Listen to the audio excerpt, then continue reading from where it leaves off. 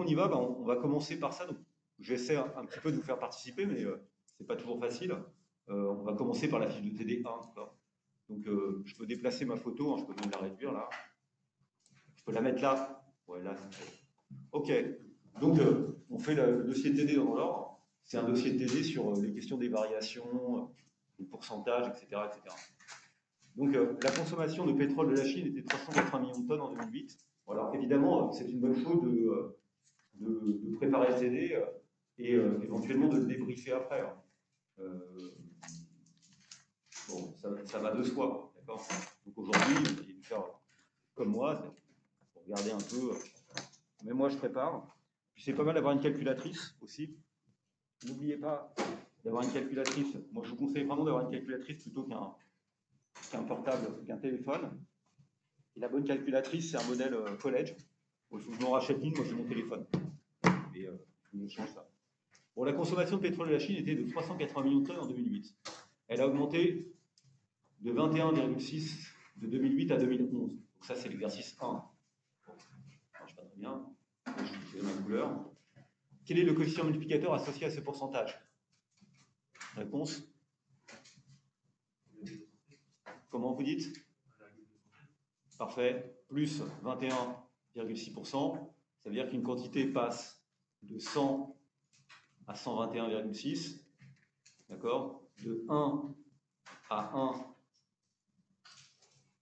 1,216 ou de 380 à 1,216 fois 380. Est d'accord? Ok? Donc ça, c'est ce qu'on appelle le coefficient de variation, le taux de croissance si vous voulez. Ici, c'est un taux de croissance cumulé, donc sur combien d'années? Sur combien d'années? 3. Important. Donc vous le notez comme ça. Je conseille de toujours le noter comme ça. En fait, comme c'est un taux de croissance cumulé, vous allez juste le noter. Vous allez prendre l'année terminale et vous allez mettre barre pour dire l'année de référence, c'est l'année 0,8. D'accord? Donc c'est la notation qu'on a. Elle est pas mal parce qu'elle indique bien c'est 11 par rapport à 8. C'est 11 divisé par 8. On est d'accord? Moins 1. Voilà, donc ça c'est la bonne notation à avoir. Il y a bien, n'oubliez pas aussi, c'est toujours ce problème-là, c'est 2008-2011, ça fait 2008, 2009, 2010, 2011. Donc il y a 4 dates. Il y a 4 dates, 4 valeurs, mais il n'y a que 3 variations. Donc, vous pourriez me dire, mais c'est sur 3 années ou sur 4 années. C'est pour ça que quand je vous pose la question, c'est une question qu'il faut sans cesse se poser. Il y a 4 dates. Vous pouvez vous dire que du 1er janvier 2008 au 31 décembre 2011, il y a bien 4 ans qui se déroulent. D'accord? Il y a bien 4 ans qui se déroulent. Mais en fait, il n'y a que 4 observations. Il y a 4 observations, parce qu'il y a 4 ans, mais il n'y a que 3 variations. D'accord? Donc, quand je vous dis quelle est la variation et que vous me dites sur 3 ans, vous avez raison, mais ce n'est pas totalement évident. Vous auriez pu me dire, mais non, mais attendez, il y a 4 années, donc pourquoi vous ne dites pas sur 4 ans? Quand je vous dis quelle est la variation du pétrole sur un an, vous comparez l'année 1 à l'année 2. D'accord? Donc, vous faites bien sur 2 années. Donc, vous dites bien la variation du pétrole sur un an, et pas sur 2 ans. D'accord? Sur 2 ans, ça veut dire 3 dates. Méfiez-vous, parce que ce que je vous dis là, ça paraît assez naïf, mais c'est une erreur des fois un peu commune, notamment quand on calcule un taux moyen, les histoires de poteaux et d'intervalles, le fait qu'il y a un poteau de plus que d'intervalle entre les poteaux, d'accord? C'est une erreur qui est faite assez communément. Si on vous dit qu'il y a de la variation sur un an c'est une variation, et ça implique 2 dates et 2 observations. Donc là, c'est bien la variation sur 3 ans. C'est juste une digression, hein, c'est pas... Donc dire que ça a augmenté de 21,6%, c'est effectivement comme dire que c'est passé de 100 à 121,6. Donc ça, c'est ce qui définit un indice élémentaire. D'accord? Base 100. Donc ça, c'est l'indice élémentaire de l'année 11 par rapport à l'année 8. Et l'année de base étant la base 100, année 8. D'accord? On passe de 100 à 121,6. C'est bien ça que disent les pourcents. Hein. Ça, c'est ce qu'on va appeler le coefficient multiplicateur. Donc le coefficient multiplicateur, évidemment, il a ça. Et puis, quelle est la signification du coefficient multiplicateur? C'est que voilà, si ça passe de 1 à 1,216, c'est la multiplication qui est faite. Et donc 1,216 fois 380, ça fait combien?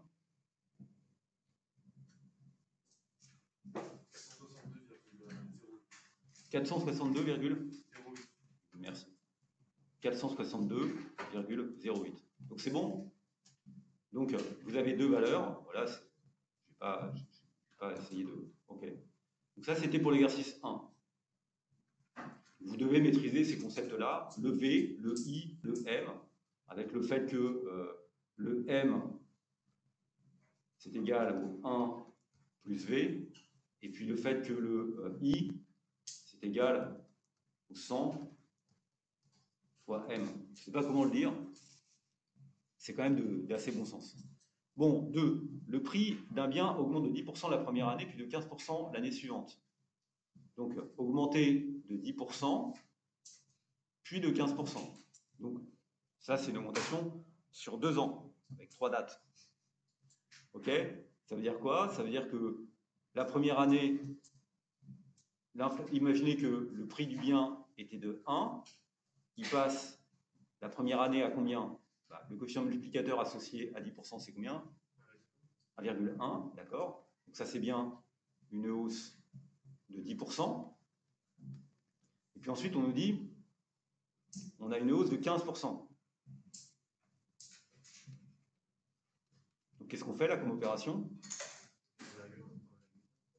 1,1, puisque c'est la valeur initiale, fois le coefficient qui est associé à 15%, fois 1,15.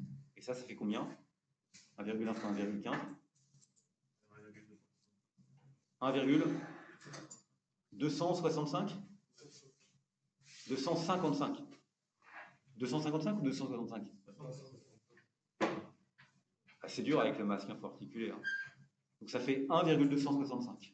Donc on a cumulé des pourcentages. Donc c'est combien le pourcentage d'augmentation? C'est plus 26,5%. Pourquoi? Voilà, 1,1 fois 1,15. On est d'accord que c'est plus, c'est 26,15%. D'accord? On pourrait le développer. Je le mets là. Place. 1,1 fois 1,15, c'est égal à quoi? C'est égal à, excusez-moi la trivialité, c'est égal, je vais faire ça va être, c'est égal à 1,15, c'est égal, pardon, à, c'est égal à, vous faites 1,1 multiplié par 1,15, donc égal à, je vais le faire en disant, regardez, vous pouvez le développer comme ça. Ou non, je vais le développer de cette manière-là. Comme ça. Je vais le mettre en pourcentage. Je gomme ce que j'écris. D'accord? Vous voyez que si vous faites cette opération, ça vous fait du 1 plus 10%, ça c'est le coefficient multiplicateur associé à la première année, multiplié par du 1 plus 15%. D'accord? C'est l'opération qu'on fait. OK? Vous développez ce calcul, la multiplication, vous multipliez 1 par ce qui est à gauche. Ça vous fait 1 plus 15%, plus 10%, fois 1 multiplié par 10% fois 1 plus 15%. Donc ça fait plus 10% plus 15% fois 10%. D'accord? C'est ça. Vous voyez que finalement, quand vous multipliez des coefficients multiplicateurs, quand vous cumulez des variations en pourcentage, vous avez un premier terme qui provient de l'addition des deux pourcentages. Ici, ça fait 25%. Et puis vous avez un petit chouïa, là, quelque chose qui reste, qui vaut en l'occurrence 15% fois 10%, c'est-à-dire 10% de 15%, c'est 1,5%, qui est la multiplication de la multiplication, parce que comme ça a augmenté d'un certain pourcentage, ça réaugmente après, donc il faut tenir compte de ce cumul du pourcentage. Et donc on a bien ça fait 1 plus 25% plus l'augmentation du pourcentage, c'est-à-dire ici 15% fois 10%, ça fait 1,5%. Donc effectivement, au total, ça nous fait du 1,265, c'est-à-dire 26,5%. Donc le point qui est important, c'est celui-là, c'est de voir que effectivement, pour cumuler des pourcentages, il ne suffit pas de les additionner. Il faut d'abord les additionner, mais il faut aussi ajouter la variation de la variation. D'accord? Et donc, en fait, il faut multiplier des coefficients multiplicateurs. Donc là, le pourcentage cumulé n'est pas la somme, mais la somme plus quelque chose. Donc si vous faites la somme, bah, vous loupez ce petit quelque chose, et bien sûr, voilà, vous faites une erreur. Cette erreur est d'autant plus faible que les pourcentages sont petits. Donc finalement, additionner des pourcentages pour cumuler les pourcentages, c'est une forme d'approximation. Pas totalement stupide non plus, d'accord? Puisque vous voyez bien que quand vous additionnez 25 plus 10%, 15% plus 10%, c'est beaucoup plus gros que quand vous faites 15% fois 10%. Donc le 1,5% est relativement petit par rapport à ça. Donc ceci est juste une approximation. D'accord? Donc la bonne manière de faire, c'est de faire ce que j'ai fait ici, c'est-à-dire, voilà. Donc la question c'était, peut-on dire sur l'ensemble des 2 années que le prix a augmenté de 10 plus 15%? La réponse est non. Sinon, de combien a-t-il augmenté? 26,5%. OK. Next one. Le salaire d'un individu est de 2 000 € l'année 1, il est majoré de 10% l'année 2. Ah, pour ramener ce nouveau salaire l'année 3 au niveau initial de 2 000 €, faut-il le réduire de plus de 10%, de moins de 10%, de 10% exactement? Donc, on a un salaire, on nous dit, il passe de 2 000, il augmente de 10%. Donc, s'il augmente de 10%, ça veut dire qu'il vaut combien ensuite? Il vaut 2200, d'accord? Ça fait un coefficient multiplicateur de 1,1, c'est-à-dire de 1 plus 10%. Donc il passe à 2200. Et on nous explique après qu'on veut le faire repasser à 2000. D'accord? Donc si on veut le faire repasser à 2000, ça, la variation entre l'année 1 et l'année 2, donc 2 par rapport à 1, c'est 10%. D'accord? C'est-à-dire, c'est 10%. Mais pas c'est-à-dire, c'est 10%. Quelle est la variation entre 2 et 3? Quelle est la variation entre 2 et 3?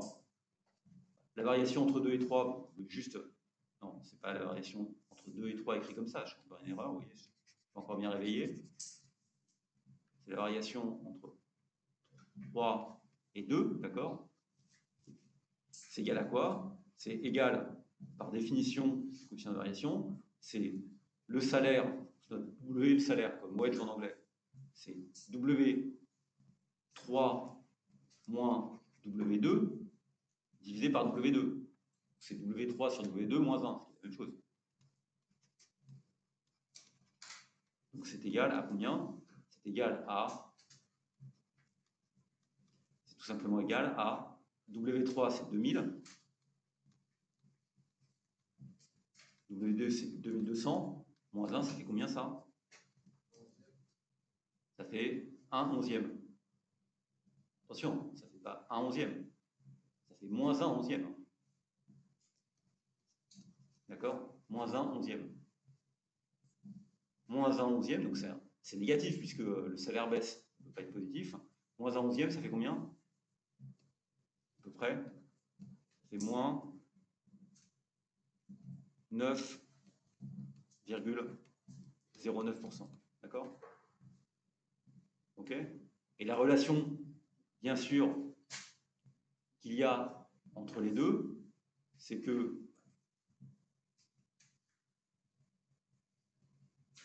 quoi? C'est que 1 plus V32 multiplié par 1 plus V21 doit être égal à combien? Doit être égal à 1. C'est-à-dire que si vous cumulez la variation de 10% ici, V21, puis la variation de 10%, la baisse ici de moins 0,9, vous obtenez quelque chose qui ne bouge pas. D'accord? Puisqu'on vous dit on part d'un niveau et on reste à ce même niveau. Donc bien sûr, la relation que vous avez entre les deux, c'est que V32, c'est égal à 1 divisé par 1 plus V21 moins 1. D'accord? C'est ça la relation qu'il y a. Ok, les coefficients multiplicateurs sont en sens inverse. Et donc, si vous voulez avoir la variation elle-même, il faut faire ça. Donc, une augmentation de 10% suivie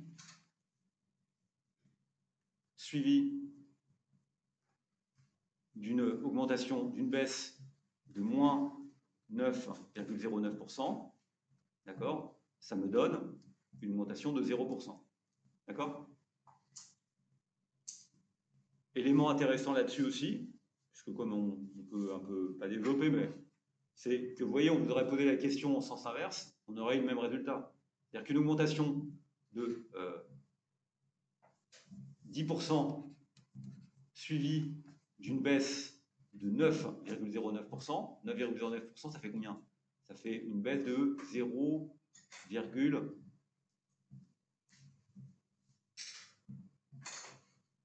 fait quoi? Ça fait 9,09, ça fait combien? 9. 1 moins 0,909, ça fait combien ça? 901, c'est ça, hein? Ok, c'est ça, vous dites? C'est ça? Ok. Ceci, c'est égal à 1, et c'est la même chose, c'est un peu stupide ce que je dis, que 0,901 multiplié par 1,1. C'est la même chose. D'accord? Donc que vous fassiez la hausse d'abord et la baisse ensuite, c'est la même chose que si vous faisiez la baisse d'abord et la hausse après. D'accord? Par commutativité de la multiplication. Ok. Donc il faut réduire de moins de 10%. Suivant. Une somme de 10 000 euros est placée pendant 3 ans et rapporte pour chacune de ces années un intérêt de 8%. Donc, ok, donc vous avez 10 000 euros l'année, le 1er janvier de l'année 0. Combien vaut-elle le 31 décembre de l'année 0? Vous avez ici un taux d'intérêt de 8%. Donc un taux d'intérêt de 8%, c'est-à-dire que si vous mettez 10 000 euros au 1er janvier de l'année, à la fin de l'année, on va vous donner des intérêts qui représentent 8% des 10 000 euros. 8% des 10 000 euros, ça fait combien? Ça fait 800. Donc, les intérêts que vous avez gagnés au cours de l'année, au 31 décembre, vous disposez d'une somme qui est de 10 800 euros. Et puis après, on vous dit, OK, donc ce que j'ai fait, cette opération-là, j'ai simplement multiplié par 1,08, le coefficient multiplicateur. Après, on me dit, allez, il y a un nouveau taux d'intérêt. Ce taux d'intérêt, maintenant, il est de 15%. Donc évidemment, ce que je fais, c'est que je prends les 10 800 et je les multiplie par combien? 1,15. Donc je trouve combien? Combien ça fait? Excusez-moi? 12 420, d'accord? Donc on est OK que 12 420, c'est à la fois parce que vous avez fait un intérêt sur la somme initiale, plus un intérêt sur les intérêts de la première année. Donc ça fait 12 420. Et puis, dernier élément, OK, on fait un taux d'intérêt maintenant de 7%. Donc ça, on va multiplier par 1,07, puisque c'est ça un intérêt de 7%. On va faire des intérêts, des intérêts, des intérêts. Donc ça fait combien ça? 12 420 multiplié par 1,07. 13 200. Ok, il n'y a pas de chiffre après les virgules? 0,4. En général, hein, quand vous mettez de l'argent sur votre livret A, c'est le principal support, d'accord? On vous donne l'argent jusqu'au centime près. Donc logiquement, il faut que vous arrondissiez à 2 chiffres après la virgule. On ne s'est pas tellement préoccupé de cette question jusqu'alors. D'accord? Donc c'est 13 289, combien? Virgule 40 quoi? Bah, c'est important, hein. Si vous allez à la banque et qu'ils vous volent un centime, vous allez leur dire, mais attendez, c'est au centime près.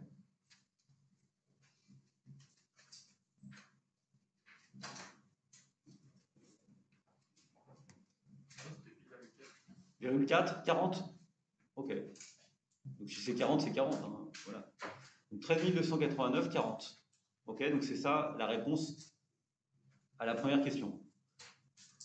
Donc, on est d'accord que ça, on peut dire que ça correspond à quoi?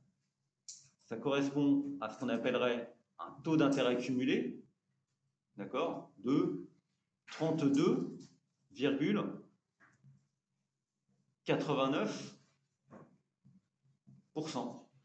D'accord? Ça, c'est ce qu'on appellerait le taux d'intérêt cumulé.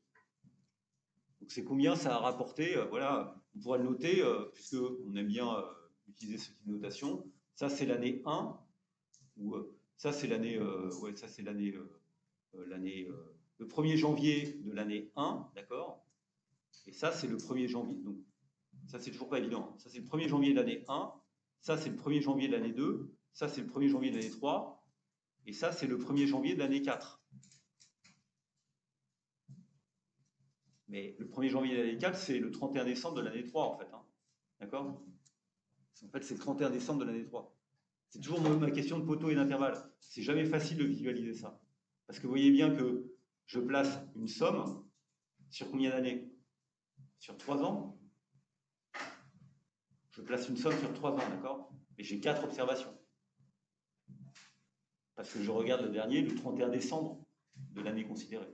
Donc on va appeler ça le R d'un placement qui irait de 1 à 3, mais c'est de 1 à 3 de l'année 3, 31 décembre de l'année 3, d'accord? Donc c'est un placement, moi je sais pas, je serais prudent, je noterais ça comme étant un placement du 1er janvier de l'année 1 jusqu'au 31 décembre de l'année 3, d'accord? Je le noterai comme ça. Pour bien indiquer, on comprend bien ce que ça veut dire, ok? Il faut être rigoureux sur ce genre de truc parce que... Et ça, c'est bien 3 variations d'intérêt. C'est le cumul de 3 intérêts annuels. Et c'est bien un placement, vous voyez, qui est organisé sur 4 ans, en fait. Sur 4 ans. Sur 4 ans ou sur 3 ans? Même moi, je ne sais plus. Toujours le problème de poteau et d'intervalle. 1 an, 2 ans, 3 ans. Sur 3 ans, d'accord? Sur 3 ans. OK. Excusez-moi. Comparer la moyenne arithmétique, calculer le taux annuel moyen d'intérêt. C'est quoi le taux annuel moyen d'intérêt? C'est le taux constant annuel qui, s'il avait été appliqué sur ces 3 années, aurait généré le même résultat. C'est ça, hein, le taux annuel moyen d'intérêt. Évidemment, vous voyez que le taux d'intérêt a subi des variations. 8, 15%, 7%. Vous voulez calculer le taux moyen.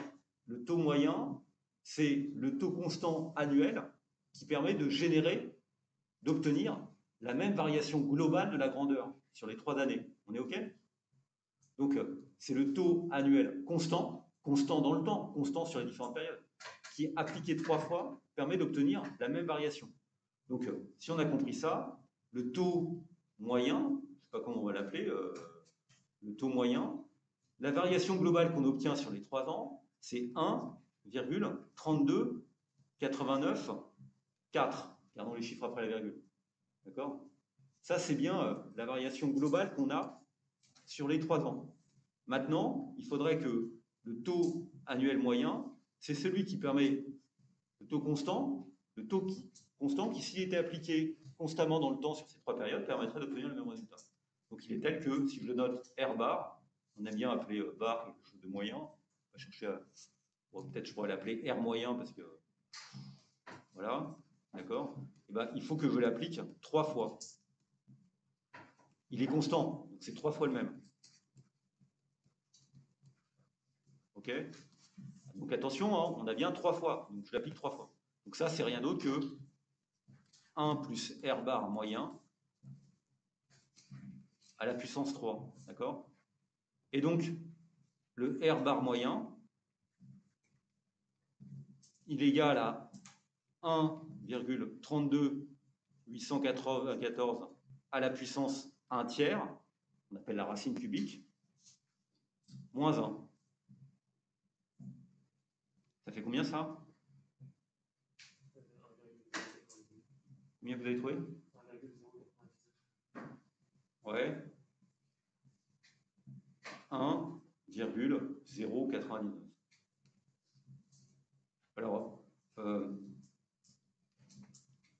s'agissant d'un taux d'intérêt, on aime bien, quand on exprime des pourcentages, peut-être mettre 2 chiffres après la virgule.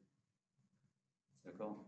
Bon, je sais pas, moi je me dis, ça fait 1,099, mais bon, à la limite, je pinaille. Hein, c'est 1,0994. Donc ça fait plus 9,94%. D'accord? Donc ça, c'est la moyenne. C'est le taux d'intérêt moyen. Maintenant, ce que vous voyez, c'est que, donc, on l'a, comparez-le à la moyenne arithmétique des taux d'intérêt. C'est quoi la moyenne arithmétique des taux d'intérêt? R moyen arithmétique, bah, c'est faire le calcul comme on l'a fait un peu tout à l'heure, c'est-à-dire sans cumuler les taux d'intérêt. Vous allez prendre, vous allez dire, bah oui, tiens, j'ai une augmentation de 8%, et puis après j'ai une augmentation de 15%. Donc ça fait, et ensuite j'ai une augmentation de 7%. Et bah, je peux dire que le taux moyen, c'est à peu près ça divisé par 3. Effectivement, 8% plus 15%, ça fait 23%, plus 7%, ça fait 30%. Vous voyez bien que si on s'était contenté de faire ce calcul-là, c'est-à-dire d'additionner les pourcentages pour obtenir le taux d'intérêt cumulé, on aurait loupé une partie du taux d'intérêt, puisque 32,89 est supérieur à 30%. Donc de la même manière, ici, si vous divisez par 3, vous trouvez 10%. Et vous voyez que 10% est supérieur à 9,94%, parce que quand vous faites la moyenne arithmétique, c'est pas totalement stupide, vous voyez, c'est un peu supérieur, mais quand vous allez négocier avec votre banquier, vous allez pinailler pour ce genre de choses. C'est un peu supérieur, mais c'est pas le calcul exact. D'accord? Pourquoi? Parce que vous avez négligé, vous avez surestimé le taux d'intérêt, parce que vous avez négligé qu'il y avait des intérêts sur les intérêts. Donc, quand vous faites les additions de taux d'intérêt, vous faites comme si vous ne replaciez pas les intérêts gagnés en quelque sorte. D'accord? C'est un peu ça. En fait, si vous replaciez les intérêts gagnés, mais pas les intérêts gagnés toutes les années, en fait. C'est un peu plus subtil que ça. Bon, ce qui n'est évidemment pas la bonne manière de raisonner. Donc faire la moyenne arithmétique, c'est approximativement juste. Donc je pense que c'est une bonne manière de faire de manière courante, parce que c'est beaucoup plus difficile de trouver la racine cubique de 1,32894 que de diviser 30 par 3. D'accord? C'est pour ça que les gens, ils aiment bien faire des additions plutôt que des multiplications. On les comprend. C'est plus facile. Donc c'est bon là-dessus? Est-ce qu'il y a des questions? Bon, ça va, c'est pas trop dur pour le moment. Enfin, j'espère. Donc, si vous n'êtes pas à l'aise sur ce genre de truc, il faut en faire plus, quoi. Il faut en faire plus. Parce que moi, il y a un moment où on ne peut pas faire ça pendant 107 ans. On va finir par s'ennuyer tous les samedis matins, on va s'endormir. Alors, on y va. Ok. Alors là, oui.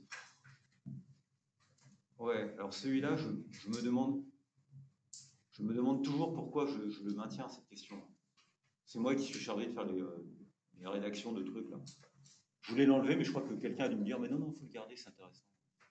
Le salaire mensuel d'un employé est passé de 1700 en date 0 à 1850 en date 1. Donc 1700 à 1850. OK. Le salaire a augmenté de 150 euros de la date 0 à la date 1. Vous êtes d'accord avec ça? Oui. Le salaire s'est accru de 8,8%. Bah, on peut se demander quel est le taux de croissance du salaire entre la date 1 et la date 0. Donc on est d'accord, c'est égal à 1850 sur 1700 moins 20. Ça fait combien?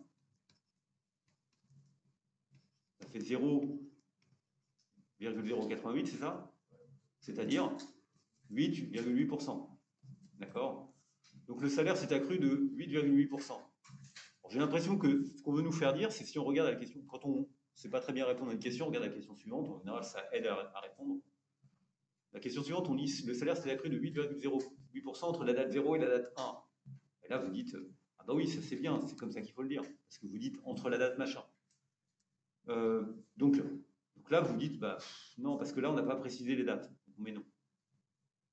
Vous imaginez, quoi, le jour de l'examen, si on vous pose des questions comme ça, on va s'ennuyer, mais c'est important d'être précis, d'accord? C'est juste, il est fait pour ça cet exercice.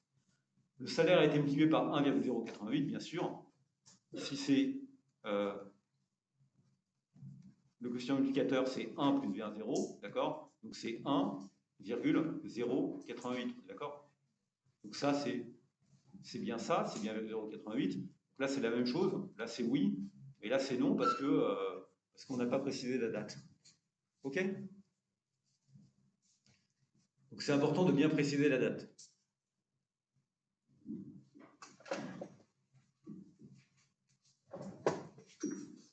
On va souvent vous poser des QCM en fait. Et en général, dans les QCM, la bonne stratégie quand vous avez une question, c'est de répondre. Dans nos QCM, la plupart du temps, il n'y a qu'une seule réponse bonne. C'est nos principes de nos QCM. Il n'y a qu'une seule réponse bonne. Et il y a des points négatifs. Donc, la bonne stratégie, c'est de répondre toujours la réponse qui vous semble la plus juste, la plus évidente. Il y en a une autre qui peut être relativement juste, mais qui est moins bien, quoi. D'accord? Donc, celle-là, il faut mettre non. Même si elle peut être à peu près juste, mais elle n'est qu'à peu près juste, il y en a une qui est beaucoup plus juste. Il faut toujours choisir la réponse qui vous paraît la plus juste. Donc là, en l'occurrence, ici, bah oui, il faut mettre oui et les autres, il faut mettre non. C'est la bonne manière de répondre à un QCM. Parce qu'après, vous avez les points négatifs. Hein. OK. Donc, voilà. Ah, cet exercice me fait un peu sourire parce que je l'ai maintenu parce que je trouvais qu'il était pas mal. La production totale dans un pays donné égale à 3000 milliards d'unités monétaires en T0, a varié de 5% entre T0 et T1, de 3% entre T1 et T2, de 2% entre T2 et T3, de 1% entre T3 et T4, lequel de ces variations sont exactes. Moi, ce que je vous propose, c'est pour répondre à cette question, c'est on va remplir le tableau. D'accord ?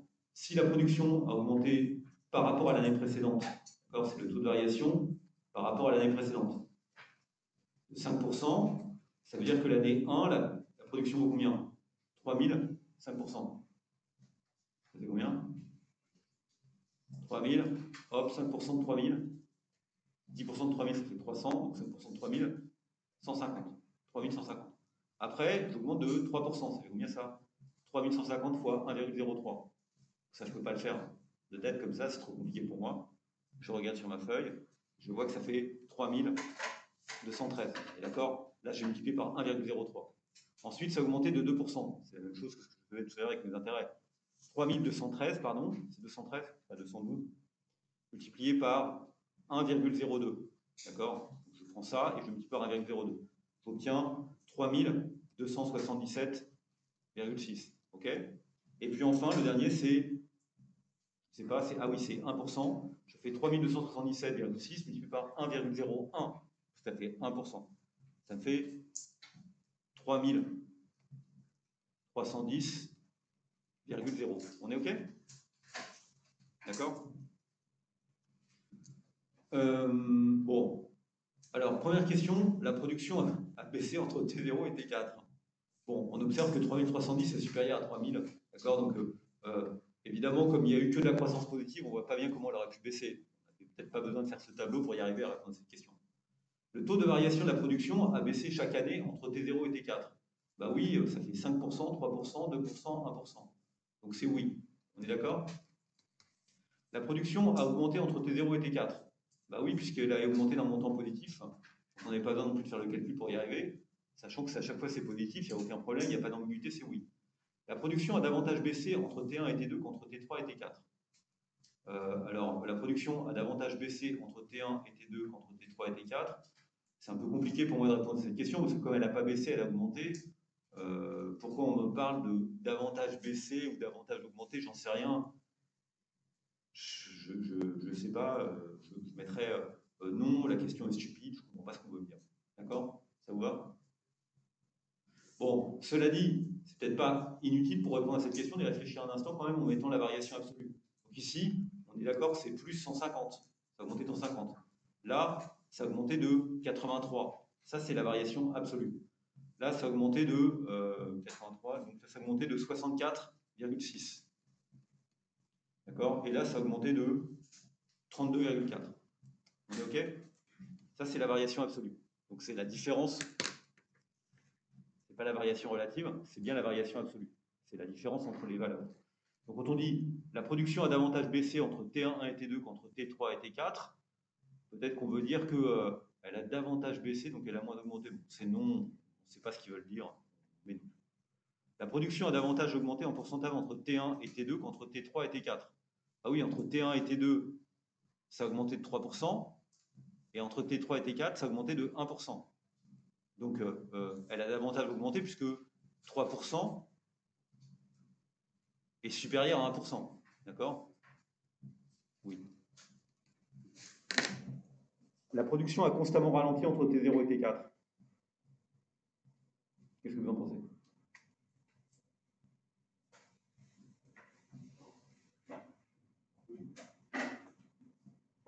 Oui. Quand vous dites, en fait, c'était la seule question intéressante dans les questions. C'est pour ça que je maintenu l'exercice. Mais mes collègues m'ont dit que c'était pas clair comme question. Je comprends pas pourquoi c'est pas clair, mais du coup, l'année prochaine, je sais pas, je vous lèverai. Quand vous dites qu'une voiture ralentit, ça veut dire que sa vitesse baisse. D'accord? Si, quand vous dites que quelque chose accélère, ça veut dire que sa vitesse augmente.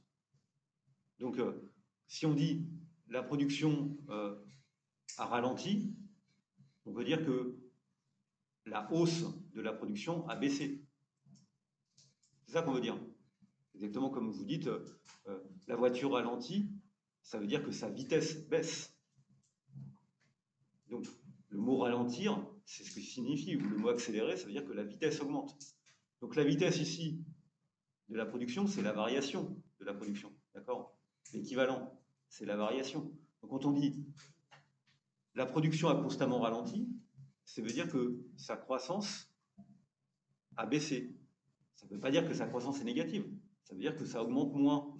D'accord? Ça augmente moins.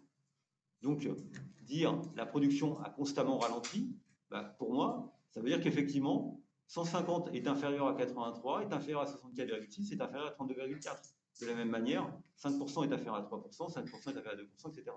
D'accord? Donc, dire que ça ralentit, parlons français, c'est dire que la variation baisse. Donc, si la variation baisse, ça ne veut pas dire que la variation est négative, ça veut dire qu'elle baisse, elle est de moins en moins forte. Effectivement, 150, 83, 64,6 et 32,4. C'est comme, vous pourriez faire la même chose sur le niveau des prix et l'inflation. L'inflation, c'est le taux de croissance des prix. Si vous dites les prix baissent, ça veut dire que le niveau des prix baisse, donc l'inflation est négative.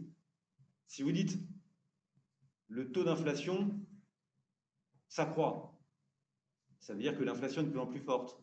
Donc les prix augmentent, mais ils ne font pas simplement augmenter, ils accélèrent. D'accord? Dire que les prix augmentent, c'est juste constater que l'inflation est positive. Dire que les prix s'accélèrent, ça veut dire que l'inflation, le taux d'inflation augmente. Donc là, c'est pareil. Okay, bon, donc c'est pas forcément passionnant, mais c'était juste pour bien vous faire comprendre que quand on regarde une variation, dire qu'une variation s'accroît, bah, ça implique une accélération sur la variable ou un ralentissement. Une voiture qui ralentit, ça ne veut pas dire que sa vitesse tombe à zéro. Ça veut dire que sa vitesse baisse. Sa position évolue moins vite. Ok. Donc voilà, bon, c'était peut-être un peu joué sur les mots, mais après tout, pourquoi ne pas le faire? Ok, donc on peut passer à l'exercice 2, données en niveau ou en valeur absolue. Bon. Alors, ce que je fais, c'est qu'en général, pour traiter les exercices, d'accord, je reprends l'énoncé de l'exercice, je crée un petit tableau, ce qui permet d'être plus confortable. On pourrait faire au tableau, tout au tableau, c'est vrai que, vous avez vu, hein, je ne me fatigue pas trop. Donc on a une donnée, d'accord, et visiblement, on a un total qui est égal à A plus B. On a un total qui est égal à A plus B. Le total, c'est A plus B. Donc en 1995, on a deux choses, et on cherche à calculer la structure du pourcentage du total des grandeurs. Quelles sont les différentes manières permettant de calculer la structure en pourcentage du total des grandeurs A et B. Donc on est d'accord que ce qu'il faut qu'on mette ici, c'est 500 dans cette case. D'accord? Le total, c'est 100%. On va représenter ça sur 95. Donc la grandeur A, elle représente 500 divisé par 1250, ce qui est égal à combien?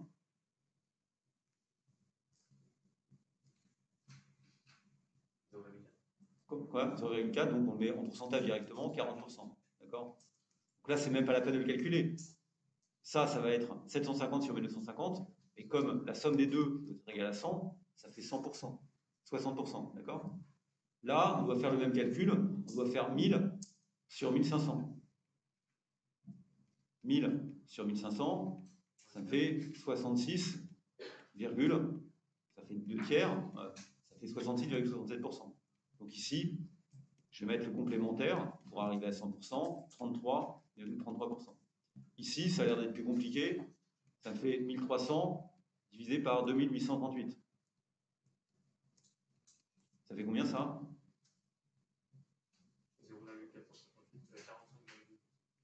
45,81%. Alors comme j'ai mis deux chiffres après la virgule, là vous avez vu, j'ai mis deux chiffres après la virgule à 66,67. C'est logique que je mette deux chiffres après la virgule là aussi, hein, d'accord? Donc je mets 45,81, deux chiffres après la virgule, parce que c'est ce que j'ai fait à l'année précédente. C'est bien quand on fait des pourcentages de mettre deux chiffres après la virgule. Donc le complémentaire, c'est égal à quoi? C'est égal à 54,09%. Et puis, la dernière ligne, ça fait 1500. Oui, 0,19, bien sûr. C'est pas... Oui. On se demande pourquoi on a inventé Excel pour faire des calculs aussi stupides. Hein. 1550 divisé par 3175. Ça fait combien ça? Ça fait aussi 40%, d'accord? Et là, ça fait 60%. OK? Donc, vous avez ce résultat-là. Donc maintenant, quand je vous dis ça, je vous dis oui, pourquoi on a inventé Excel pour faire ça? Précisément, répondre à ce genre de questions, ça n'a aucun intérêt. Non, mais c'est vrai, ça n'a aucun intérêt. On a inventé Excel pour faire ce genre de choses. Donc là, on répond à la question parce qu'on nous pose la question, mais à l'examen, j'espère qu'on ne va pas vous demander trop de questions de ce genre-là, parce que sinon, ça sera juste un concours de celui qui tape le plus vite sur sa calculatrice, et qui est capable de calculer, de recopier sans faire de faute. Et ça n'a pas beaucoup d'intérêt. Si vous savez le faire une fois, vous avez compris qu'une structure, ça somme à 100%, donc vous obtenez pour la première ligne. La seconde ligne, c'est simplement le complémentaire à 100%. Voilà. Quelles sont les différentes manières de représenter graphiquement cette structure? Qu'est-ce qu'il y a comme manière de représenter graphiquement cette structure? Choisissons une et représentez pour 95 et pour 2012. Alors vous voyez, ils sont pas bêtes parce que 95 et 2012, la structure est la même, 40% et 60%. D'accord? Il y a deux manières de représenter ça. Vous pouvez faire ce qu'on appelle un diagramme en camembert. OK? Diagramme en camembert, vous considérez que l'ensemble du camembert vaut 100% et vous représentez la part de l'un et de l'autre en visualisant ce qui vaut 40%, ça fait à peu près ça, et ce qui vaut 60%. Ça, c'est ce qu'on appelle le diagramme en camembert. Camembert, ah, qu'est-ce qu'ils me font là? Merci de faire confiance à Wendy. Ils m'énervent, le zip, je ne sais pas pourquoi ils ont installé un truc sur mon ordinateur, il faudrait que je m'en débarrasse. Donc ça s'appelle camembert. Ok? Et puis, évidemment, une autre manière de faire, c'est de faire un diagramme en barre. Donc une barre, c'est juste faire, c'est la même chose qu'un camembert, sauf que là, vous allez représenter une barre qui vaut 100%. Donc ça vaut 100%. Le total de la barre vaut 100%. Et vous allez la diviser proportionnellement aux deux grandeurs que vous voulez représenter. Donc ça correspond à A ici pour le camembert, ça correspond à B, je pourrais mettre de la couleur. De la même manière ici, vous allez mettre ici à 40%, donc de la longueur. Là, vous allez mettre A, et là, vous allez mettre B. Ça s'appelle faire un diagramme en barre. Il faut le faire sur Excel. D'accord? Donc pour ça, je vous conseille de regarder, ça m'a fait rigoler la dernière fois en le faisant, le devoir d'informatique, la partie informatique. D'accord? Vous avez une partie où effectivement vous devez faire des diagrammes en barre. On ne vous a pas demandé de diagramme en camembert. Peut-être que chez vous, vous pourriez vous dire tiens, bah, qu'est-ce que ça fait si je fais le diagramme en camembert? À vous de trouver le truc sur Excel qui permet de le faire. Je ne sais pas très bien comment on fait. D'ailleurs, quand j'ai fait le truc chez moi l'autre jour, j'avais un petit peu du mal à le faire parce que Je ne suis pas non plus le roi d'Excel, de tous les détails d'Excel. C'est m'en servir. Bon. Bon, je vous propose qu'on fasse la pause, non? Une petite pause, 5 minutes, et on reprend après.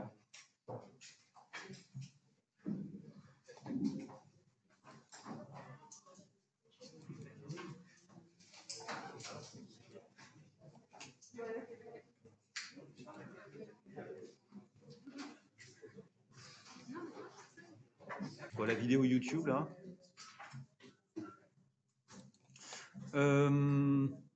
Ouais, je regardais si j'avais pas prévu l'Excel, après je vais faire un peu d'Excel. D'accord. Donc on y va, on continue cet exercice-là.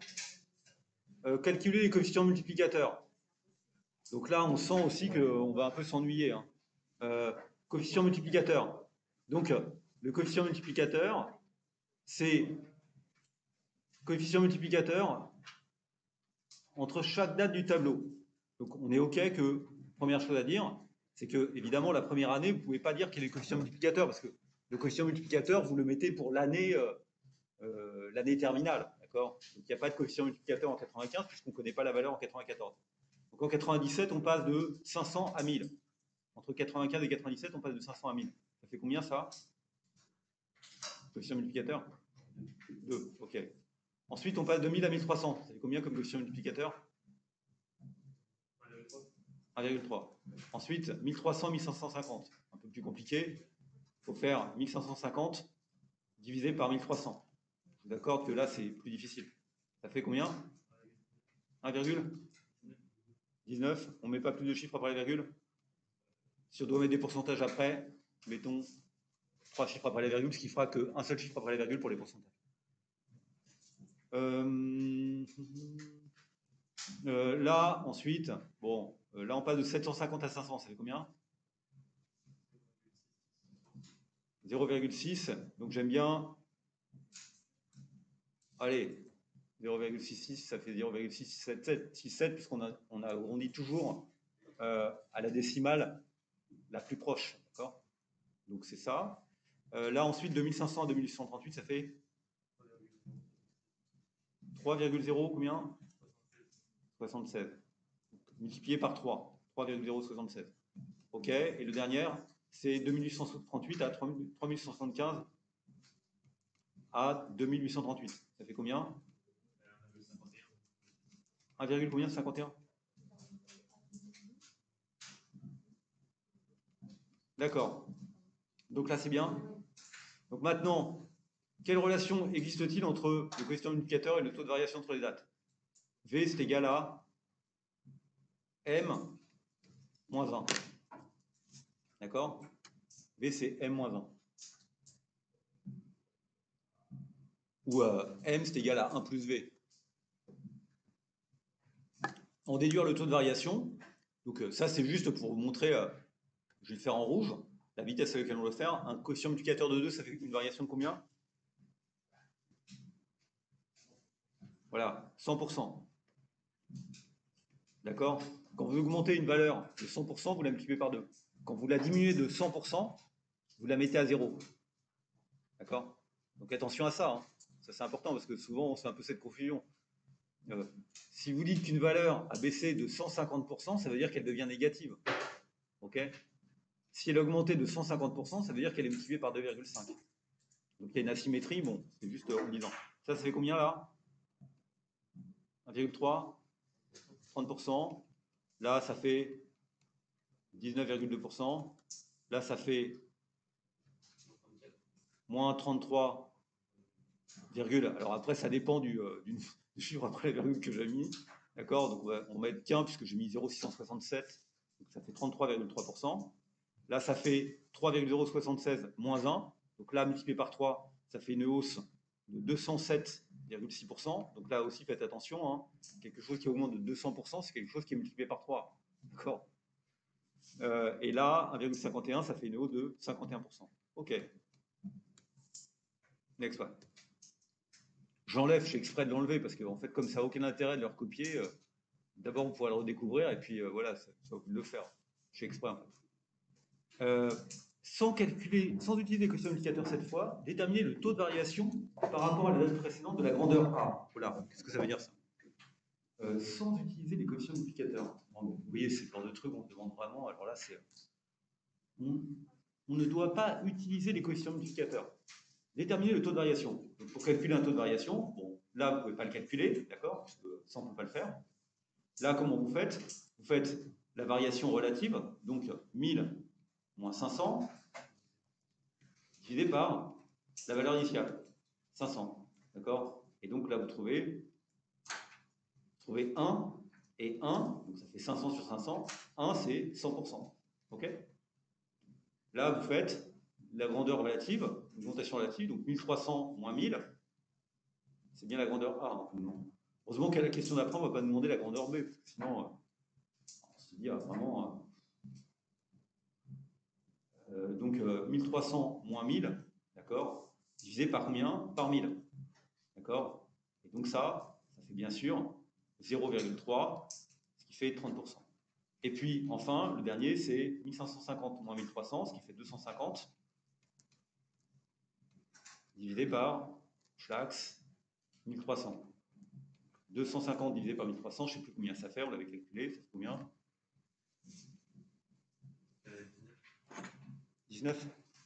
19,2, c'est ça? Donc ça fait 0,192, près, et donc ça fait plus 19,2%. Bon, il y a des fois, je mets le plus, hein. Bon, évidemment, hein, j'aime bien mettre plus parce que ne faut pas oublier de mettre le moins quand il y a un moins, d'accord? Enfin, vous n'êtes pas obligé de mettre plus à chaque fois. Ok, donc là, on a calculé ça directement. Bon, ça va hein, jusqu'alors.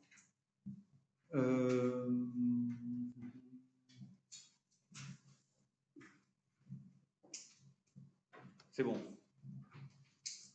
Calculer les indices élémentaires. Non, mais attendez. Là, c'est festival. Hein. Calculer les indices élémentaires, donc des grandeurs A et B, base 100 en 95. Donc, c'est quoi l'indice élémentaire?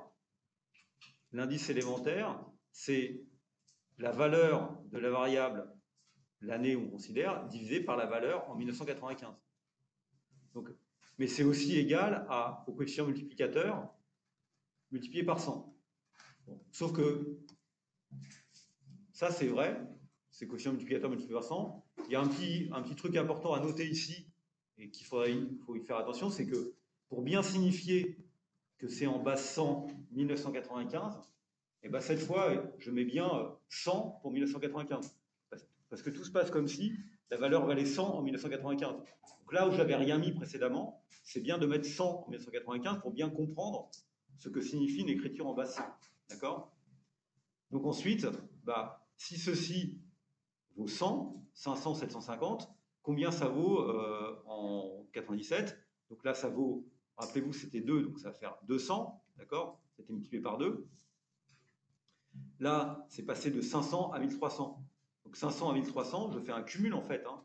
500 à 1300, ça fait, puisque là, je dois aller de là à là. D'accord? Puisque c'est base 100 en 1995. Donc ça, c'est 1300 divisé par 500 multiplié par 100. Ça fait combien ça? 1300 divisé par 500. J'ai dû le faire. Ça fait combien? 1,3? Non, attendez. C'est en base 100, 1995. Donc c'est pas base 100 année précédente. C'est base 100, 1995. Donc on est d'accord que 1300 divisé par 500, ça ne fait pas 1,3, ça fait 2,6. Donc ça fait 260. Ouais, c'est important parce que là on fait du cumul, d'accord? On fait du cumul sur les années considérées. En 2012, c'est 1550 divisé par 500, multiplié par 100. Et ça me fait combien ça?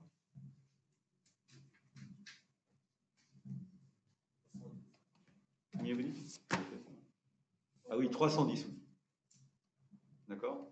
Ok. Bon, là je fais pareil. 750 à 500.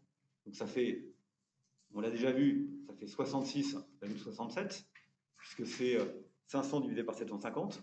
En plus, après, on va passer de 500 à 1538, de 750 à 1538.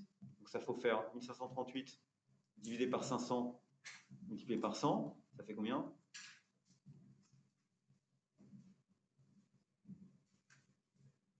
Ah oui, ça fait 205,07. D'accord?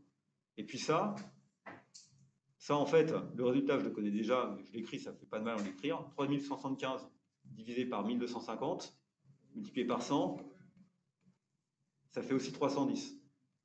D'accord? Ça fait 310. Rappelez-vous que, vous voyez que ces deux chiffres-là sont identiques. Ce chiffre-là, celui-là, là, 310 et 310, là, c'est le même. D'accord? Ça veut dire que la grandeur, les deux grandeurs ont été multipliées par 3,1. Donc elles ont augmenté de 410%. Hein, les deux grandeurs ont été augmentées de 410%. Les deux grandeurs ont augmenté dans les mêmes proportions. Mais vous voyez que, en fait, c'est pas illogique parce que, rappelez-vous que la structure des grandeurs, c'était 40% et 60% en 95, et c'était aussi 40% et 60% en 2012. Donc la structure, sur la globalité, est restée la même. Donc ça veut dire que les deux grandeurs ont augmenté du même coefficient. Donc c'est pas étonnant que ce soit le même résultat. Hein. C'est totalement lié au fait que la structure, même si elle a pu se déformer, eh ben, elle est restée identique sur l'ensemble de la période. Donc on a bien ici le coefficient 3,1 qui est le même dans les deux cas. Effectuer la représentation graphique avec une échelle d'abscisse annuelle, bon, je ne sais pas comment vous dire, hein. C'est comme ça que je le fais. Hein. Je prends une échelle d'abscisse annuelle. L'échelle d'abscisse, l'abscisse c'est ce qui est en bas, 95, 97, 98, 2001, 2003, 2005, 2007, 2009. Alors, le point important dans ce graphique, donc, je mets ici l'échelle, je mets ici la valeur. La valeur, évidemment, c'est base 100 en 1995. Donc les deux grandeurs A et B, A en orange, B en bleu, ont le même niveau en 1995, puisque c'est bien ça l'idée de calculer un truc base 100, c'est pour la ramener, pour pouvoir comparer. D'accord? Comparer le PIB de deux pays, vous mettez la même valeur la même année, puis après vous pouvez regarder l'évolution relative d'un pays et de l'autre. Ce qui est important à voir, c'est que, peut-être c'est le seul piège de l'exercice, c'est que dans l'exercice, le temps ici, c'est 95-97, 2003, 6 ans après, 2003-2012, c'est 9 ans après. Donc ici, les intervalles de temps ne sont pas constants. Donc, bien sûr que dans mon dessin, quand je fais l'échelle d'abscisse annuelle, il faut bien que je tienne compte de ces intervalles de temps qui sont de longueur différente. C'est exactement ce que je fais là, puisque vous voyez, ça c'est 95-97, c'est le premier point. Les points ici, je les ai représentés avec des petits trucs. Après c'est 2003, donc il y a bien 6 ans. Là il y a 2 ans. Là il y a 6 ans. Et puis là il y a 9 ans. D'accord? Donc je fais attention à ce que ce soit proportionnel, évidemment. Et donc, on obtient les deux, et puis là, vous obtenez bien 310, puisque les deux se rejoignent à 310. Vous voyez qu'effectivement, ils partent du même point, ils arrivent au même point, ce qui signifie que la structure ne s'est pas déformée entre les deux. Ok? Je ne sais pas s'il y a d'autres commentaires à faire. Évidemment, pour le faire, il faut le faire sur Excel. Donc là aussi, je vous conseille de regarder la direction d'études et de voir comment on fait des graphiques sur Excel. On aurait pu faire l'intégralité de cet exercice sur Excel. C'est peut-être ce qu'on fera au suivant parce que on va finir par se fatiguer à force de faire tous ces petits calculs. Ok? De toute façon, le jour de l'examen, on ne pourra pas vous poser ça comme question puisqu'on va vous poser un QCM. On ne va pas vous demander de représenter graphiquement quelque chose. D'accord? Enfin, on peut vous poser une question un peu rusée en vous présentant une présentation graphique et en vous demandant une question, mais c'est pas très bien ce qu'on peut faire. Ok. Donc je pense que ça achève l'exercice. Ah non. Quelle est la relation mathématique entre l'indice élémentaire de A en 2003, base 100 en 95, et le taux de variation de 1 entre, de A entre 95 et 2003? Déduisez ce taux de variation à partir des résultats obtenus à la question précédente. Donc l'indice IA 03,95, c'est quoi? C'est la valeur de A en 0,3 divisé par la valeur de A en 95 multiplié par 100. D'accord? Ok? C'est ça l'indice. C'est donc égal à quoi? c'est donc égal à V de A, c'est A03 divisé par A95 moins 1. Donc, l'indice élémentaire, c'est égal à 1 plus V de A 03 95 multiplié par 100. Donc, si ceci vaut combien? 310, c'est ça? On a trouvé? Non, c'est pas 310, c'est combien? Ah, si, c'est 260. Si ceci vaut 260, combien vaut VA?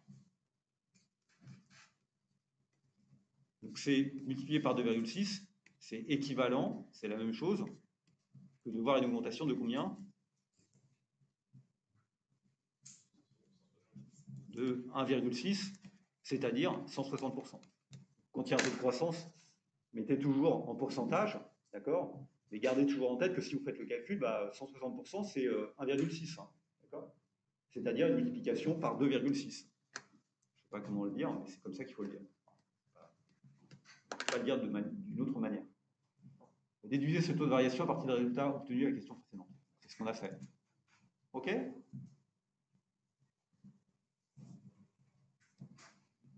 Bon. Super, on a fini l'exercice, donc on va pouvoir passer à l'exercice suivant. Exercice suivant. Données en niveau. Ah non, on n'a pas fini. Non, c'est toujours le même. Ah non, c'est toujours le même. Ah ok. Calculer le taux annuel moyen de variation TAMV de A entre 95 et 2012. D'accord? Donc, je vous rappelle que la variation de A entre 2012 et 95, elle vaut combien? Vous vous rappelez que c'était 310. Donc, elle vaut 310, donc c'est une augmentation de 210%. 210% sur combien d'années?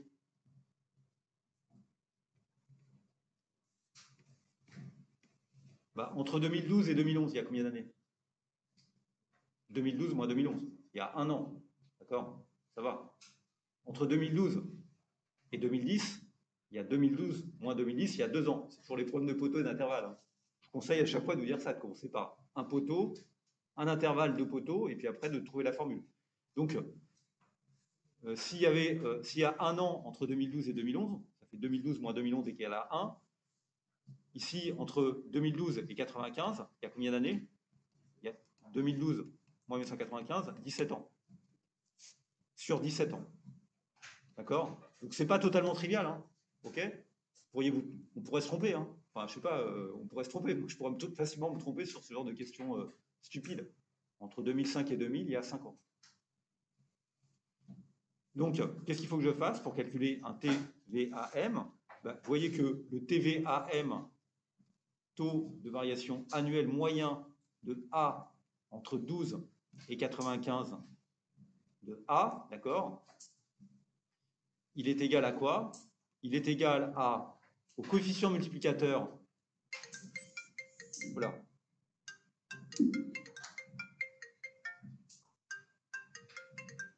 C'est bon, c'est pas le Premier ministre qui m'a fait. TVAM de 12 et 95, c'est TVAM 12,95, donc ça fait le coefficient multiplicateur 210%, ça fait un coefficient multiplicateur de 3,1, donc la grandeur est multipliée par 3,1, d'accord? Elle est globalement multipliée par 3,1, donc il faut que je prenne 3,1, il faut que je le mette à la puissance combien ça, 3,1? À la puissance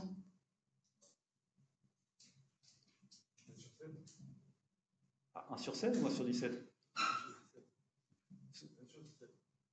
1 sur 17 ou 1 sur 16? 1 sur 17, vous avez raison. Donc faire attention, ça ne fait pas la même chose, hein, d'accord? Donc c'est la racine du 7e, puisque vous avez 17 fois cette relation. Parce que vous avez 17 années, hein, d'accord? Donc à chaque fois, n'oubliez pas, si je vous dis quel est le taux annuel moyen de variation sur 2 ans, vous allez prendre la racine carrée. Ok, il y a 3 dates.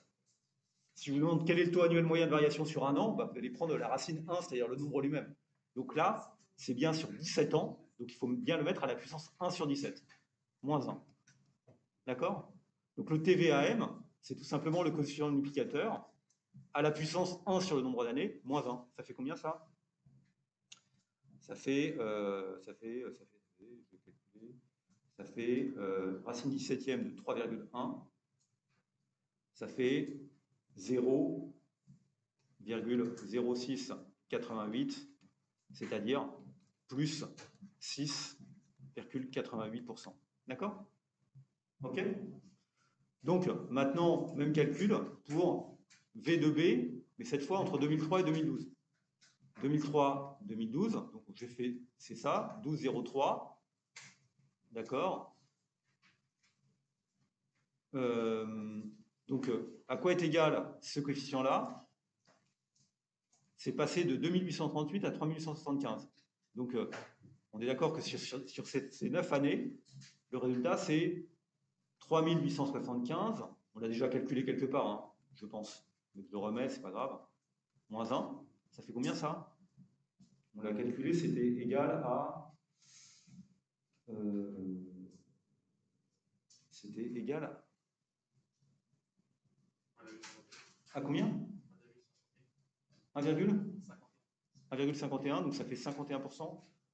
Donc je me suis trompé, non, ah oui, si, c'est ça. D'accord, donc ça fait 1, non, ça ne fait pas 1,51, ça fait 51%. Si, ça fait 151%. 3875, ouais, ça fait 0,51, d'accord? Donc ça fait 51%. Quel est le TAMV? Le taux de variation annuelle moyen, le TVAM. Alors, je ne sais pas si je l'appelle TVAM ou TAMV. De combien? De 2003 par rapport à 2012. Donc 12,03, d'accord? Ça, c'est sur 9 années, puisque 2003-2012, ça fait 12 moins 3, ça fait 9. Donc il faut que je prenne une racine neuvième, il faut que je prenne 0,51 à la puissance 1 sur 9. Donc sur votre calculatrice, vous avez tout de suite compris qu'il faut que vous utilisiez la petite touche Y à la puissance X, hein, d'accord? Donc ça, il faut une calculatrice un peu scientifique pour le faire. Moins 1. Non, puisque le coefficient, pardon, là, voilà. Ça y est, je commence à diverger alors que je ne suis même pas à la fin de ma première heure. C'est pas 0,51, bien sûr, c'est 1,51, puisque c'est bien le coefficient multiplicateur qu'il faut mettre. 1,51 à la puissance 1 neuvième, moins 1. Ça fait combien ça? 1,0469. 1,046. Oui? Ouais.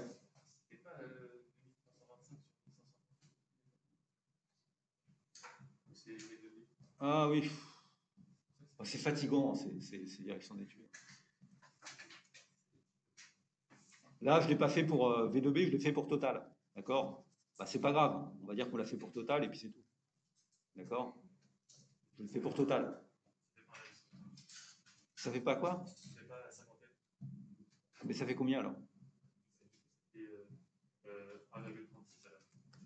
1, combien? 0,36. Bah, très bien. Là, ça fait 0,36. D'accord? Et donc, ça fait 36%. Je ne l'ai pas fait pour B, je l'ai fait pour Total. D'accord? Ça fait 0,36. Et donc, ça fait 36% sur 9 années. Après, du coup, ce qu'il faut que je calcule ici, ce n'est pas 51, c'est 36. Et donc, du coup, je n'ai pas le résultat. Ça fait combien le résultat? 1,36 à la puissance 1 neuvième. Moins 1.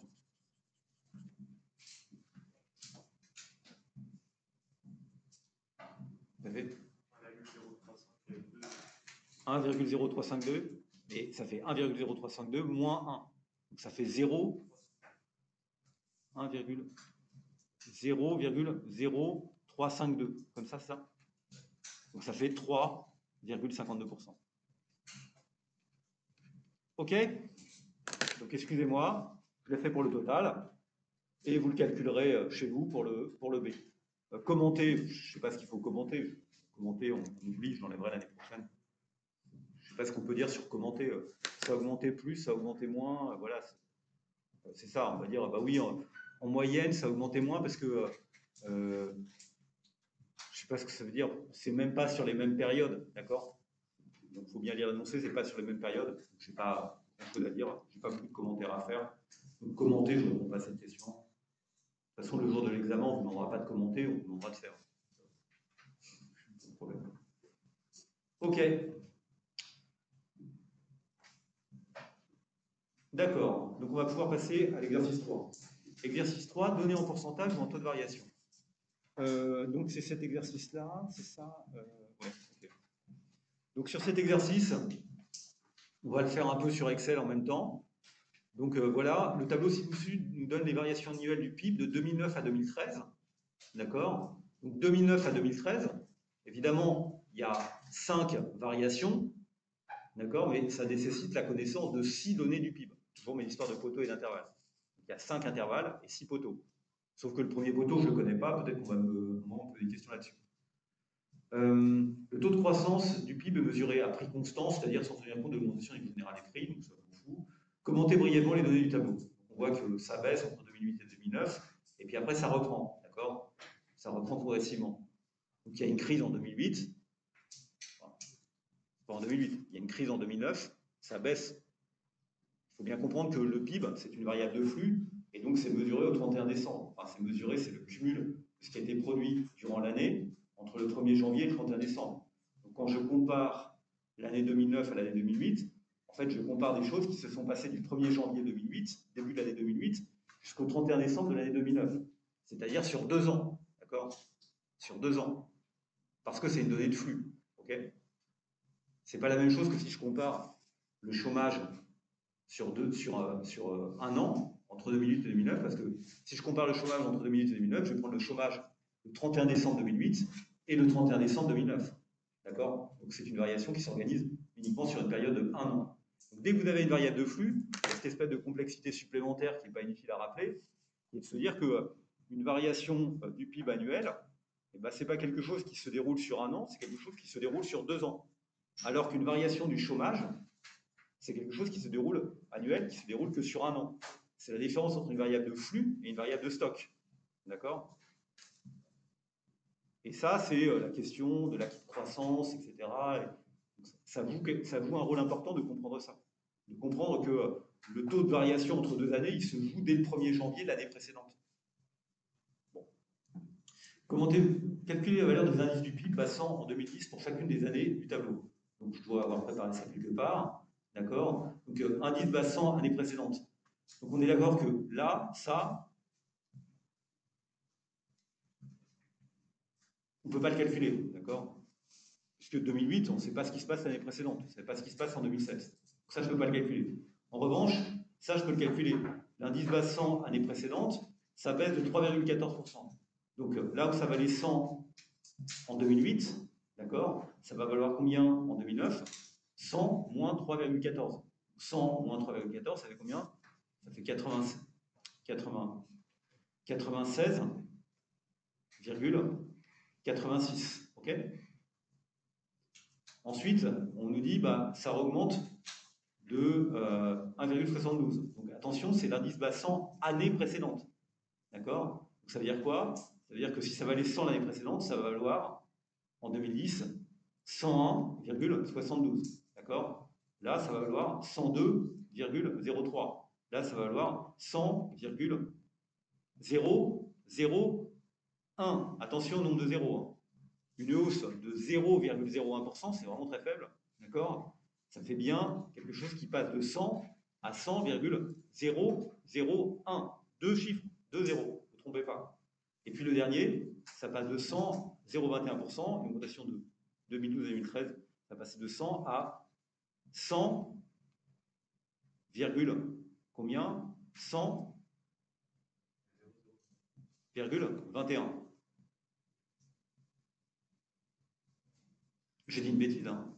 Ça fait pas 100,001, ça fait 100,01. D'accord? Je dis beaucoup de bêtises quand même. Hein. Puisque c'est bien ça, hein, on additionne, ça fait 100,01. Ok. Oui. C'est quoi? C'est l'année précédente. Eh bien, 2013, ça, 100,21, c'est quoi? c'est la valeur en 2013 divisé par la valeur en 2012. Multiplié par 100.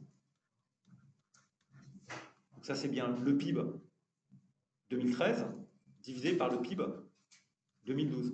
D'accord? Dire qu'il a augmenté de 0,21%, c'est comme si il était passé de 100 à 100,21. OK? Donc moi, j'utilise directement la relation qu'il y a entre les indices et les taux de croissance d'obtenir ça. Maintenant, je peux calculer l'indice base 100 année 2008. Donc cette fois, je mets 100 comme ça. D'accord? C'est année 2008. Donc cette fois, je dois diviser tout par 2008. Donc je vais faire ce qu'on appelle du cumul d'indices. Évidemment, l'année 2008 par rapport à l'année 2009 par rapport à l'année 2008, c'est la même chose que ce qu'il y a au-dessus.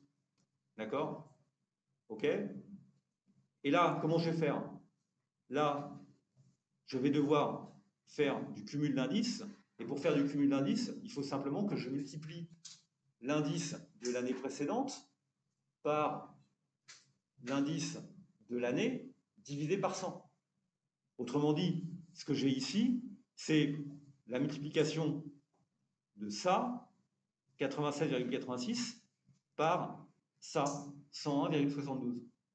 Donc, ce que je vais faire, c'est que je vais faire 96,86 multiplié par 101,72 divisé par 100. OK? D'accord? Et donc, je trouve un certain résultat.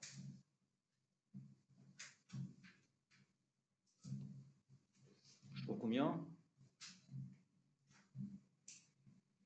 Je trouve 98,53.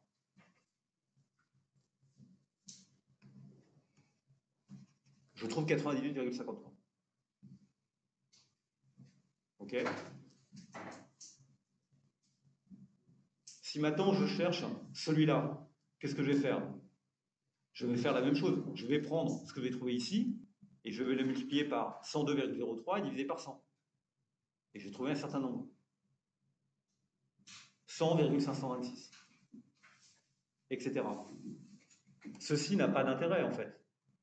Peut-être que le mieux, c'est de le faire sur Excel. OK. C'est fait ici.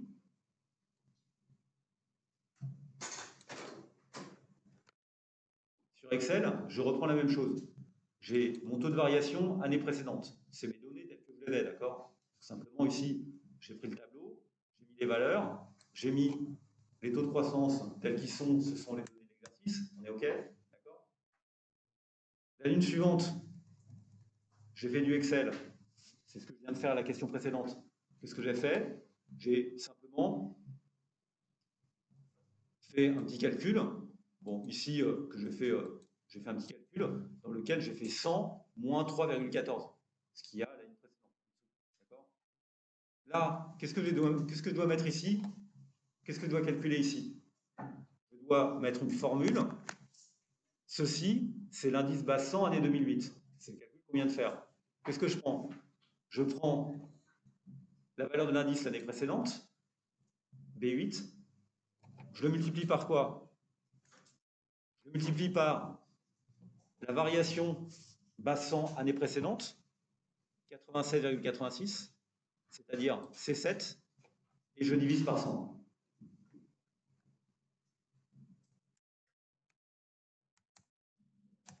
J'obtiens un résultat. Évidemment, c'est stupide. C'est la même chose que ce qui est au-dessus. Mais vous voyez bien que cette formule B8 fois C7 divisé par 100, que vous voyez là-haut, qu'est-ce qu'elle a consisté à faire? Elle a consisté à prendre la case qui est à gauche, sur la même ligne, la multiplier par la case qui est au-dessus, et diviser par 100. Et ce calcul, c'est le calcul que je dois faire sur toutes les lignes, ici. Puisque à chaque fois, qu'est-ce que je dois mettre ici? Je dois prendre la valeur de l'indice sur la gauche et le cumuler avec la variation année précédente. La variation année précédente, elle est au-dessus. C'est 101,72. Donc évidemment, je dois diviser 101,72 par 100, parce que ce que je veux, c'est multiplier par un coefficient multiplicateur. D'accord? Donc, c'est exactement ce que je fais. Si je recopie, je recopie cette case, c'est exactement ce qui est fait. Vous voyez que 98,52 c'est C8 multiplié par D7 divisé par 100. D'accord? Donc en fait, ce que je fais ici, c'est que je fais un copier-coller de la formule. Je prends la case qui est sur la gauche, c'est l'indice bas 100 année précédente. Je le multiplie par la case qui est au-dessus, c'est l'indice bas 100 année, enfin, l'indice de l'année précédente bas 100 2008. Je multiplie par l'indice qui est au-dessus, c'est l'indice bas 100 année précédente, je divise par 100. Donc si je fais ça, je fais CTRL-C, CTRL-V, je peux l'étendre à l'intégralité. Excel est suffisamment intelligent pour le faire en une seule fois. J'ai répondu à la question. Donc les chiffres que je cherchais, c'est cela. Et à chaque fois, je les ai obtenus ici en faisant une formule Excel où je mets égal et où j'indique les cases que je cherche à recopier. Maintenant, question d'après, on me dit, j'imagine, la question, on me dit, bah maintenant, ce qu'on veut, c'est le mettre indice base 100 2010. C'est quoi base 100 2010? Vous regardez cette ligne-là, base 100 2008. Tout se passe comme si le PIB, lorsqu'il valait 100 en 2008, il vaut 100,74 725 en 2013, etc. 100,52 607. Donc, tout se passe comme si vous avez renormalisé en fait le PIB, vous avez choisi une nouvelle unité, de manière à dire qu'il vaut 100 unités en 2009. Donc, ce que vous devez faire maintenant, si vous voulez l'exprimer en base 100 2010, c'est simplement rechanger d'unité, mais cette fois en prenant comme unité la base 100 en 2010. Donc là où il valait 98,52 599 en base 100 2008, en 2010 il va valoir 100.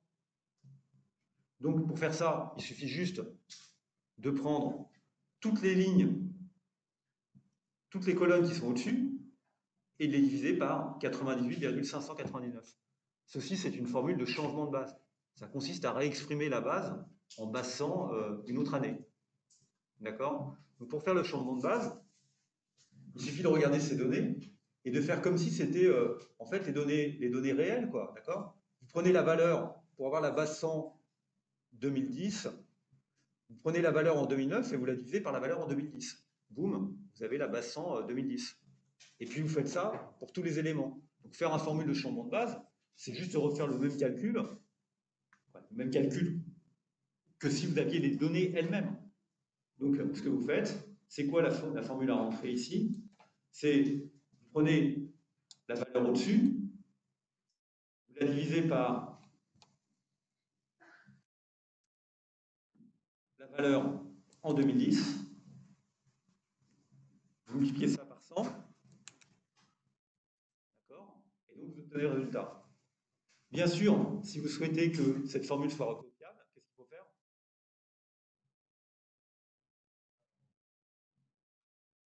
Exactement. Le dollar avant le D.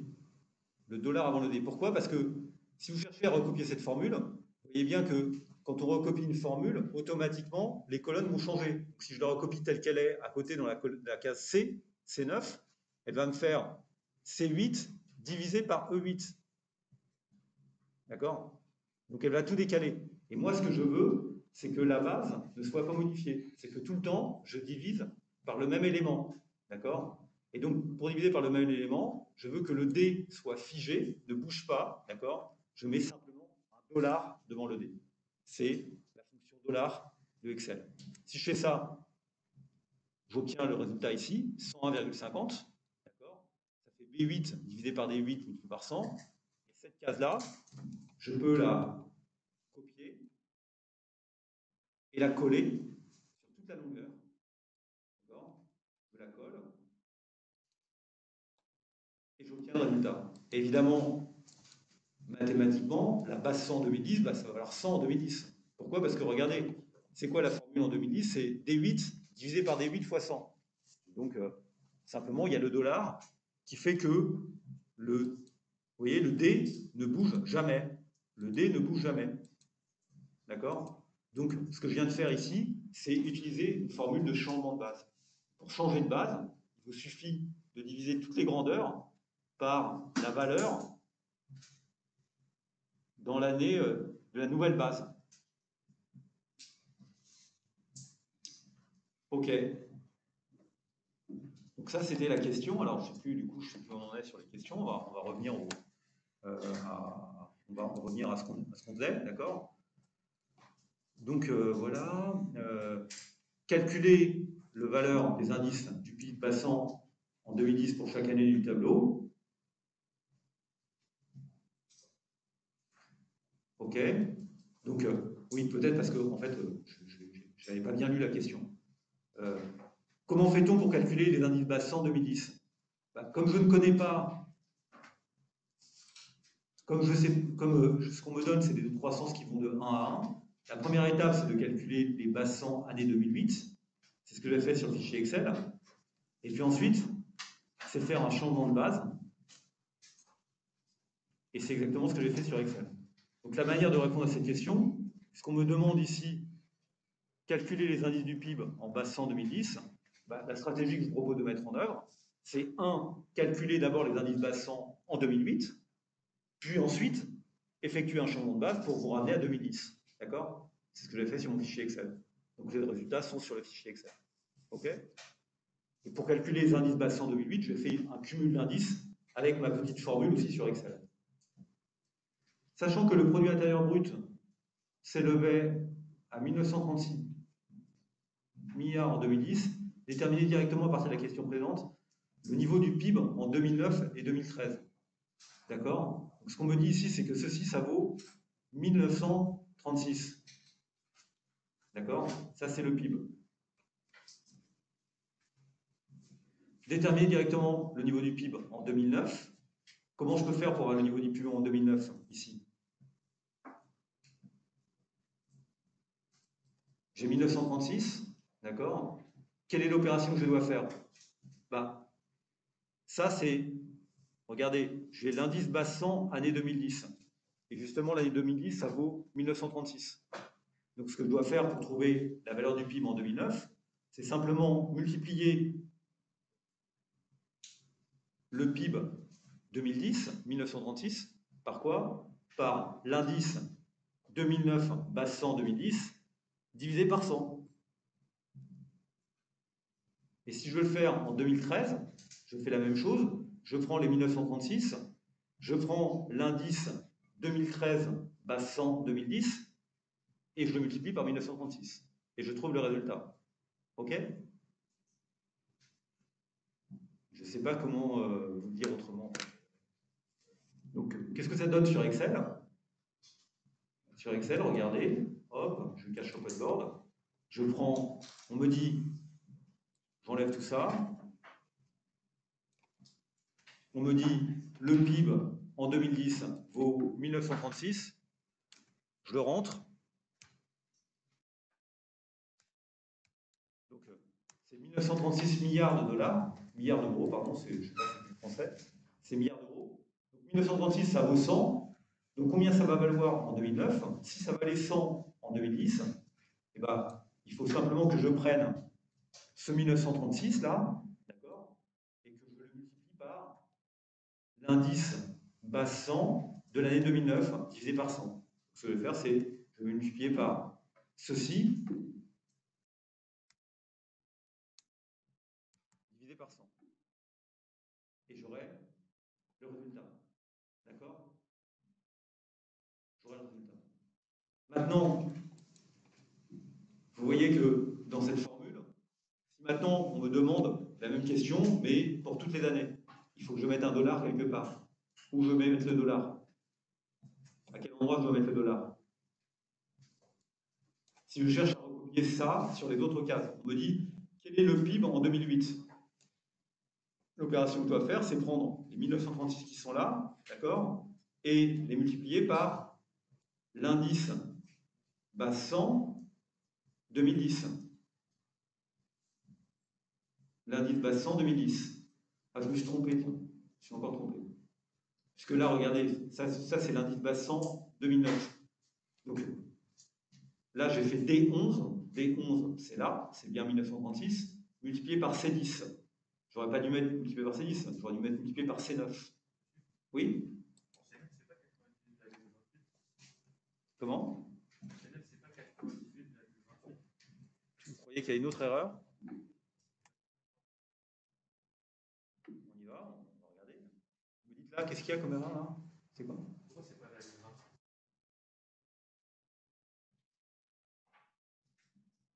Attendez, je vais vous dire, moi je regarde ma formule et après je vais vous demander pourquoi vous me dites ce chiffre.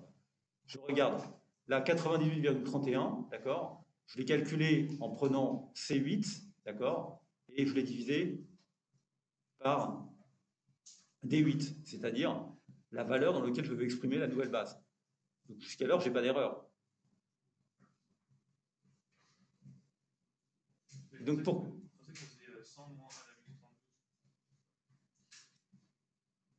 Et ça serait une faute. Votre question est intéressante, parce que votre question, elle manifeste... Enfin, je comprends votre question. On est d'accord que augmenter de 1,72%, c'est pas comme baisser de 1,72%. Quand vous passez de 100 à 101,72, si vous le faites dans l'autre sens, c'est pas le même voyage. Une augmentation de 1,72%, c'est équivalent à une baisse de 1 divisé par 1 plus 1,72% moins 1. Et ça, c'est pas 1,72%. Donc effectivement, votre question, elle est révélatrice. C'est l'erreur qu'il ne faut pas commettre en fait. Bon, c'est pas une erreur très très grave, mais c'est faux dans la définition, d'accord? Le camarade me dit, quand on va réexprimer, là on a 100, c'est 101,72, parce que ça a augmenté de 1,72%, et on devrait, quand on passe de 100, on devrait enlever 100, on devrait enlever 1,72%. Ça ne marche pas. Pourquoi ça ne marche pas? Parce que d'une hausse de 1,72%, c'est pas comme une baisse de 1,72%. D'accord? C'est pas la même chose. C'est pas l'inverse d'une baisse de 1,72%. Ok? Donc j'ai bien fait mon calcul. Un instant, s'il vous plaît. Je termine. Donc,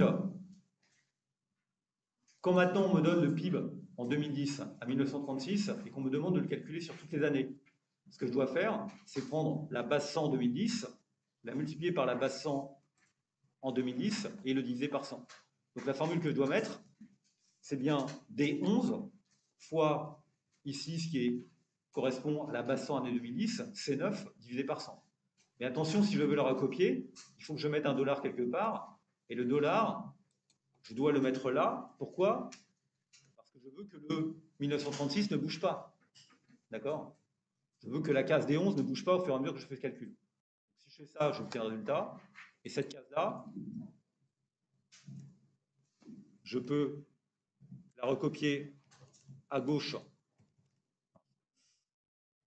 Je peux la recopier à gauche et à droite.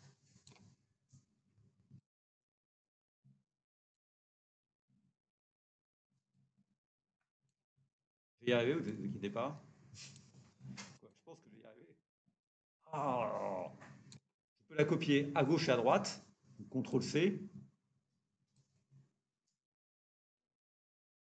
Pour obtenir le résultat.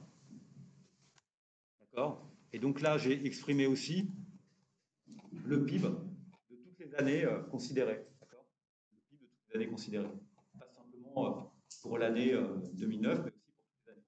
Et l'opération que j'ai faite, à chaque fois, c'est, hop, je prends le PIB en 2010, D11, je le multiplie par G9, c'est-à-dire la valeur de l'indice base 100 2013 en base 100 2009, pour obtenir 1939,64 688. Et j'obtiens le résultat. Voilà. D'accord? Bon, bah on prendra ça la semaine prochaine. Voilà. Bon après-midi.